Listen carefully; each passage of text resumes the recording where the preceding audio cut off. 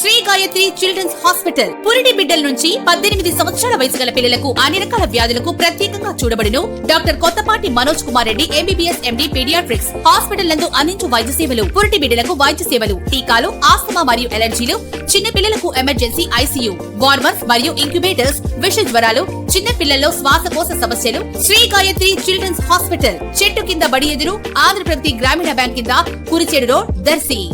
దర్శి నియోజకవర్గం దర్శి మండలం రామచంద్రాపురంలో రైతన్న మీకోసం వారోత్సవాలు సందర్భంగా దర్శి నియోజకవర్గ TDP incharge doctor Gottipati Lakshmi, doctor Kadiyala Lalitha సాగర్ల ఆదేశాలతో దర్శి మండల టీడీపీ అధ్యక్షులు మారెల్లి వెంకటేశ్వర్లు పలువురు స్థానిక నాయకులతో అధికారులతో కలిసి పీఎం కిసాన్ అన్నదాత సుఖీభవ 3వ విడత నిధులు ఏ రైతులకు బ్యాంక్ అకౌంట్లలో జమ అయ్యాయో వివరాలు తెలుసుకుంటూ ప్రభుత్వం రైతుల పట్ల చేస్తున్న సేవా కార్యక్రమాలను వీరు వివరించారు. అలాగే మండల వ్యవసాయాధికారి రాధా కూడా కార్యక్రమం నిర్వహించగా సొసైటీ ప్రతినిధులు, అలాగే సచివాలయ ఉద్యోగులు, స్థానిక నాయకులు పాల్గొన్నారు.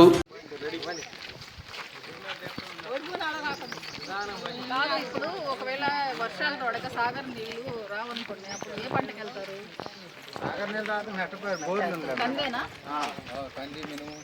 సజ్జ కంది రెండు ఇంట్లో అంతర పంటగా వేసుకోరా?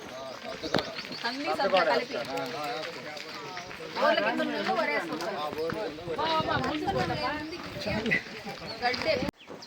ఈరోజు ఆంధ్రప్రదేశ్ రాష్ట్ర ముఖ్యమంత్రి వర్యులు అలాగే వ్యవసాయ శాఖ మంత్రులైనటువంటి అచ్చెన్నాయుడు గారి పిలుపు మేరకు రాష్ట్రంలో అన్నదాత సుఖీభావ అమౌంట్ మనం జమ చేయడం జరిగింది.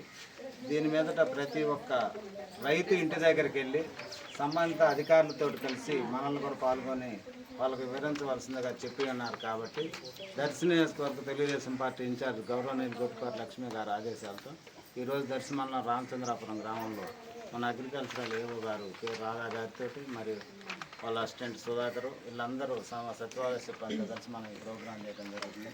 ప్రతి ఒక్క రైతుకు కూడా అన్నదాత సుఖీభావ పడ్డాయా పడలేదా, పడకపోతే ఏం చేయాలి, ఎక్కువ మంది మనందరికీ డబ్బులు పడే ఉన్నాయి, వాళ్ళందరికి కూడా వివరించి మీకు డబ్బులు పడ్డాయి చూసుకోండి ఒకసారి అని చెప్పడానికి మన ఏవో గారు కూడా వచ్చి ఉన్నారు. కాబట్టి ఇక రైతుల గురించి కూడా ఇప్పుడే మేడం గారు మాట్లాడారు. ఏమైనా సమస్యలు ఉంటే ఏవో గారి గురించి తీసుకొని సమస్య పరిష్కారం చేసుకోవాల్సిందిగా కోరుకుంటూ ఈ అవకాశం ప్రజలకు నమస్కారం తెలియవచ్చు.